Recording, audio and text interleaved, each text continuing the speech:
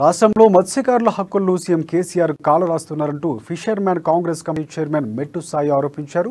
మత్స్యకారులకు ప్రభుత్వం పంపిణీ చేస్తున్న చేప పిల్లలు అన్ని నాసిరకమని ఉండడంతో మత్స్యకారుల కుటుంబాలు నష్టపోతున్నాయంటూ మెట్టు సాయి చెప్పారు. మత్స్య సంపదను పెంపొందించేందుకు మత్స్య యూనివర్సిటీని నిర్మిస్తామన్న సీఎం కేసీఆర్ హామీలు కాగితాకే పరిమితమయ్యాయంటూ మెట్టు సాయితో మా ప్రతినిధి హరీష్ ఫేస్ టు ఫేస్. ప్రపంచ మత్స్యకారుల దినోత్సవం సందర్భంగా ఇందిరా భవన్లో ఫిషర్మన్ కాంగ్రెస్ కమిటీ అధ్యక్షుడు మెట్టు సాయి గారి ఆధ్వర్యంలో ఘనంగా జరిగింది. అయితే దీనికి సంబంధించి మరిన్ని వివరాలు మెట్టు సాయి గారు మనతో పాటు ఉన్నారు. చెప్పండి, ఎలాంటి అట్లా ఏం చెప్పాలనుకుంటున్నారు మీరు ప్రపంచ మత్స్యకారుల దినోత్సవం సందర్భంగా రాష్ట్ర మత్స్యకారులు? సార్, మీ మీడియా ద్వారా ఒకటి చెప్తున్నాండి. తెలంగాణ రాష్ట్రంలో 29 లక్షల కుటుంబాలు, జనాభా కాదు కుటుంబాలు, 29 లక్షల కుటుంబాలు ప్రత్యక్షంగా పరోక్షంగా చేపల వృత్తిపై, చేపల పెంపకంపై, చేపల ద్వారానే వారికి జీవన గమనం ఉంటుంది. ఆ జీవన గమనాన్ని తెలంగాణ రాష్ట్ర ప్రభుత్వం రాజకీయ కోణంలో ఎలాంటి ఈ కుటుంబాలకు మేలు కోణం ఏం లేదు. రాజకీయ కోణం ఒక చేప పిల్లలు అని చెప్పి 8 సంవత్సరాలుగా ఆంధ్ర కాంట్రాక్టర్లకు నిట్ట నిలువుగా తెలంగాణ రాష్ట్ర సంపదను ఇచ్చిన ఘనత కేసీఆర్ గారికి. నాసిరకమైన చేపలు అంటే నాసిరకం చేపలు ఎట్లా అంటున్నారు అనొచ్చు. ఒక చేప ఉత్పత్తి, ఒక చేప మన నీళ్ళు వేసినప్పుడు అది 9 నుంచి 7 నుంచి మొదలు ఉండాలి. 7 మధ్యలో మీ చేప పిల్లల్ని ఒక పెంపకం 6 నెలలు టైం పడుతుంది. మీరు నాశకం వేయడం వల్ల సమయం 6 నుంచి 9 నెలలు టైం పడుతుంది.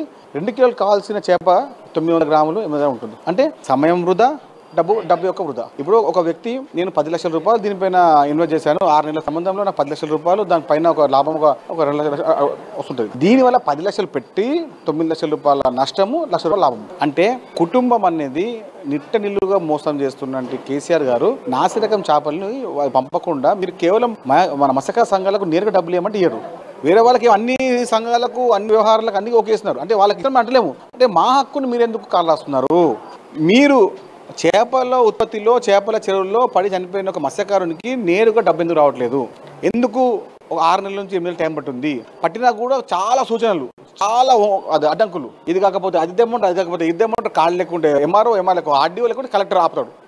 కొంతమంది అయితే నేరుగా కమిషన్ కోసం చనిపోతే కూడా కమిషన్ తీసుకునే నాయకులు, అధికారులు ఉన్నటువంటి తెలంగాణ రాష్ట్రంలో దేనికి దైన స్థితి ఏముండదు. మా పిలుపు ఏంటంటే తెలంగాణ రాష్ట్రంలో కాంగ్రెస్ పార్టీ వచ్చిన తర్వాత మత్స్యకారులకు, చనిపోయిన ప్రతి ఒక్క మత్స్యకారునికి మా చెరువులు కానివ్వండి ప్రమాదానికి 10 లక్షల రూపాయల జీవిత బీమాని కాంగ్రెస్ పార్టీ ఇస్తుంది. ముఖ్యంగా చేప వృత్తి ఆధారపడి ఉన్న ప్రతి ఒక్క కులానికి కాంగ్రెస్ పార్టీ చేయూతనిస్తుంది.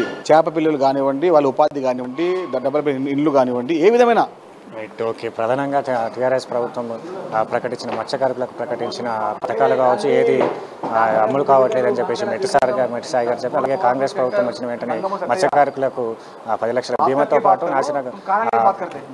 చేపల పంపిణీ కూడా కొనసాగుతుంది. అది కాంగ్రెస్ పార్టీ ప్రభుత్వం అధికారంలోకి రాగానే మత్స్యకారుల సమస్యలని పరిష్కారం అవుతాయని చెప్పేసి మెట్టు సాయి గారు చెప్తున్నారు.